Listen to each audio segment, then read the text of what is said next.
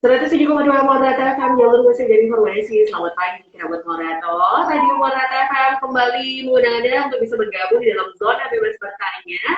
Tentu saja sudah hadir bersama dengan Radio Morata ada Ibu Luciana. Selamat pagi, Bu Lucy. Selamat pagi, halo apa kabar semuanya?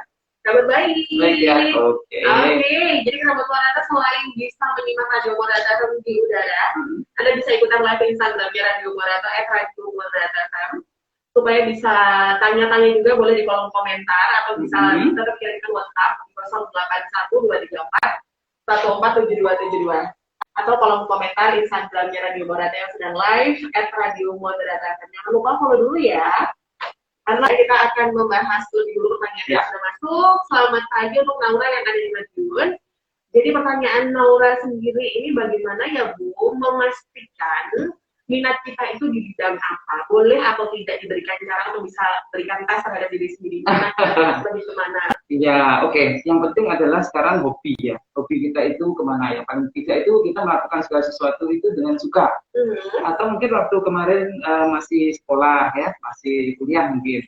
Itu yang paling dominan itu di bagian apa gitu ya. Jadi kalau misalnya matematika berarti ke accounting gitu kan ya. Kemudian kalau seni ya kita juga untuk jadi pekerja seni gitu ya. Kalau ke bahasa bolehlah kita jadi penerjemah nah gitu. Jadi kita lebih bisa bahwa ini sukanya apa dan bisanya apa itu pasti diri kita sendiri yang tahu gitu. Oke, biasanya kalau ada kelebihan di situ kita jadi suka karena seringkali ada ujian, ada apa ini namanya itu penghargaan gitu ya. Jadi mungkin itu yang lebih dominan yang kita coba untuk bisa penuhi. Oke. Berikutnya, saya ingin sampaikan sebenarnya ini soal ibu rumah tangga yang punya anak yang usianya masih sekitar 3,5 tahun. Kecenderungan anak ini untuk popoknya itu nggak banyak pipisnya gitu Bu. Itu bahayakan untuk anak atau harus seperti apa sebagai orang tua? Oke. 3,5 tahun ya? Ya sebaiknya sudah nggak pakai popok lagi. Ya. Oh gitu ya Bu Lucy ya? Paling nggak itu 1 tahun dia udah bisa diajak ngomong ya. Nanti mau ke kamar mandi, nanti mau pipis dulu gitu ya. Asal dia udah ngerti diajak ngomong sebaiknya itu udah dilepas. Ya karena ngap juga ya. Kemudian ada apa semacam ruam, gatal-gatal kalau selalu pakai popok. Dan kalau sudah bisa bilang ya sekali waktu kalau awal-awal itu dia ngomong it's okay lah ya karena belajar ya. Tapi begitu dia bisa diajak ngomong, kita ajak kamar mandi waktunya ini waktunya kamar mandi ya. Tetapi kalau yang diminum itu sudah cukup, misalnya masih susu, air putih, ya otomatis pasti seimbang ya. Dan kalau misalnya itu air yang keluar sisa itu sebagai air seni itu hanya sedikit, ya berarti konsumsinya kurang, konsumsi airnya gitu. Kemudian juga dilihat aktif atau tidaknya si anak. Oke. Pagi juga yang sudah bergabung, ada yang konsultasi. Ya. Mengenai bagaimana cara untuk meningkatkan nafsu makan, Bu. Jadi pekerjaannya sebenarnya ini lebih banyak duduk, konsentrasi harus penuh. Ya. Tapi ternyata itu membuat hasrat makan akhirnya tidak. Betul. Kenapa bisa begitu? Ya, oke. Ya, orang banyak pikiran, kadang-kadang atau banyak tugas ya, kadang-kadang sampai lupa untuk apa yang harusnya baik untuk diri kita sendiri karena fokusnya selalu ke itu saja, gitu kan. Nah, terutama ini untuk pekerjaan dan pekerjaan yang tidak ada selesainya. Coba kita bikin dan atur jadwal, ya. Jadi setelah jadwalnya, misalnya pagi bangun, kemudian mandi pagi ya kan, terus siap-siap, terus sarapan itu harus sarapan ya, misalnya jam 7. Kemudian misalnya coffee break sendiri, misalnya atau tea break gitu ya jam 10-an, jam 12 atau setengah 1 makan siang. Nah, kemudian terus apalagi dan setelah-selanya yang di luar rutinitas kita itu bisa untuk kita pakai untuk mengerjakan fokus kita di pekerjaan. Jadi bukan berarti kalau udah pekerjaan yang penting adalah fokusnya utama ke situ, meskipun fokus utamanya itu ke pekerjaan, tapi jadwal rutin kita itu harus semuanya selesai termasuk makan dan memperhatikan tubuh. Ya. Iya, kalau cewek kan ada skincare juga waktunya ya, harus. Harus, ya, karena penampilan itu penting sekali gitu ya. Iya, orang bisa suka itu dari penampilan awalnya, gitu kan ya. Tapi kalau terus bekerja terus, meskipun kantongnya tebel, ya kan, kita nggak menarik gimana dong? Ya. Baik, untuk berikutnya, selamat pagi untuk Juli. Ya. Juli yang ada di Madiun, ini mau tanya ya Bu Lucy ya. sebenarnya untuk memulai satu usaha itu yang diperlukan memulainya atau harus mengumpulkan semua kebutuhannya dulu ya Bu Lucy ya, soalnya takutnya nanti udah mulai ternyata berhenti di tengah jalan. Apa terjadi karena itu? Ya idenya apa dulu, bacaan dan kemudian dimantapkan dulu. Ya sekalian jalan itu tidak harus semuanya siap ya. Yang penting adalah yang pertama untuk misalnya ya kalau kita mau jualan apa yang penting untuk pada posisi awal gitu ya. Ya bahan kemudian barang-barang alat-alat atau mungkin promosi itu harus dipersiapkan pada awal. Tapi yang lain-lain itu sambil jalan saja. Karena kalau sudah terlalu banyak apa yang kita pikirkan, mau jalan enggak, mau jalan jadi ragu-ragu kan. Bu Lucy, kalau tadi ada banyak pertanyaan, ada yang seputar kesehatan, ada juga yang tanya inspirasi bisnis, yang akhirnya ada yang mau diajarin masak. Oke, siap ya. Nah, selamat pagi untuk yang ada di Madiun Selatan ini, ada Ibu Novi. Pertanyaannya begini Bu Lucy, bagaimana cara yang baik untuk mematangkan daging secara cepat?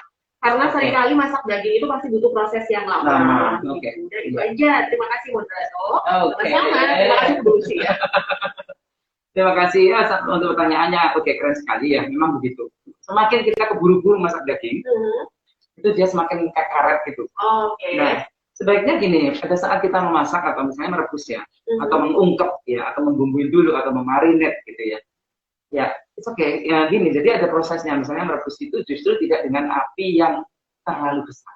Ya, apinya kecil. Nanti dia begitu mendidih, dagingnya sudah jadi empuk. Pasti itu. Kemudian pada saat marinate atau mungkin kita slice dulu ya dagingnya, yang langsung masak itu loh, langsung masak ya kita slice dagingnya. Kemudian setelah di slice itu dipukul-pukul, entah itu pakai ulek-ulekan atau pakai pengempuk daging itu ya, palu yang untuk daging itu. Nah dia sampai pipih begitu, nah baru ditumis, itu pasti empuk gitu. Macam rawon atau soto daging gitu ya, sebaiknya kalau misalnya hari ini pagi mau masak, malam kita udah rebus dulu dengan api kecil. Ya, nah setelah dia mendidih, tunggu sampai beberapa saat, apinya tetap kecil. Itu kan ada buih-buih yang di atas tuh ya, buihnya diambil ya, dibuang ya. Itu kotoran di dalam daging termasuk darah yang menggumpal itu harus dibuang supaya kuahnya bening, supaya kotoran di dalam daging juga tidak ikut terkonsumsi begitu. Berikutnya ini ada yang sudah bergabung juga di kita buat moderator. Pertanyaannya adalah mengenai cara mengendalikan diri dari emosi yang berlebihan, bagaimana mengontrolnya. Karena kalau di saat betul-betul emosi itu datang, sangat sulit sekali mengontrol emosi. Bahkan bisa membuang benda-benda yang ada di tangan, meskipun setelahnya ada penyesalan. Tidak mau disebutkan namanya, tapi mau dijawab pertanyaannya. Misalkan. Iya, itu oke ya. Benda-benda yang dilempar pasti bukan HP, ya kan? Pasti bukan HP. Pasti bukan HP ya. Saya kan HP ya. Iya. Nah gini. Inhale, exhale itu penting ya, tarik nafas, kemudian hembuskan, tarik nafas, kemudian hembuskan. Kalau kita merasa bahwa itu sudah sangat-sangat butuh penyesuaian dalam lingkungan, kita nggak boleh emosi ada korban ya. Kalau benda sih it's okay, ya pecah atau misalnya beban bilas, it's okay lah gitu. Karena itu satu pelampiasan. Tetapi itu tidak boleh terus-menerus kita mencari korban untuk apapun yang dilempar, itu nggak bagus ya. Karena pasti akan menimbulkan penyesalan, dan penyesalan itu terus menerus akhirnya karena kita tidak bisa menyelesaikan. Masalahnya apa? Kita harus cari akar permasalahannya, kemudian kita coba untuk cari solusi. Apakah penyebabnya itu saja, ya? Tapi kalau memang kita ini sebagai orang yang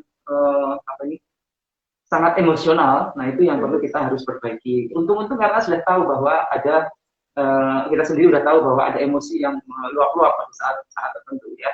Coba untuk lebih sabar itu dengan menulis ya, banyak membaca, melihat bagaimana berempati, melihat bagaimana perasaan orang pada saat mengalami suatu hal yang kita pikir itu sangat menyedihkan. Itu coba kita berempati supaya melatih kesabaran kita, melatih perasaan kasih gitu ya, melatih ini dari dalam. Nah itu yang perlu kita terus kembangkan.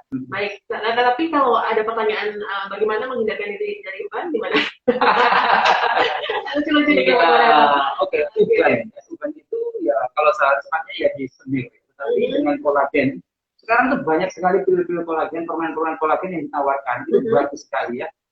bukan hanya untuk kulit, tetapi untuk uban rambut kita juga itu bagus sekali. Dicoba. Tetapi yang natural adalah kalau herbal atau kalau tanaman adalah aloe vera. Aloe vera. Ya, tapi kalau dari hewannya adalah putih telur ayam. Untuk masker berapa saat itu oke ya. Nggak ada baunya kalau putih telur, tapi kalau putih telur itu memang amis ya. Baik. Jadi putih telur itu oke. Untuk yang sudah masuk melalui line pertanyaan ini kebanyakan ya yang bergabung melalui jalur WhatsApp. Terima kasih juga. Lucy juga terima kasih pertanyaan, alhamdulillah sudah terbahas. Media mana? Ya, saya Luciana, pamit undur diri. Selamat pagi. Dan sampai jumpa. Dadah.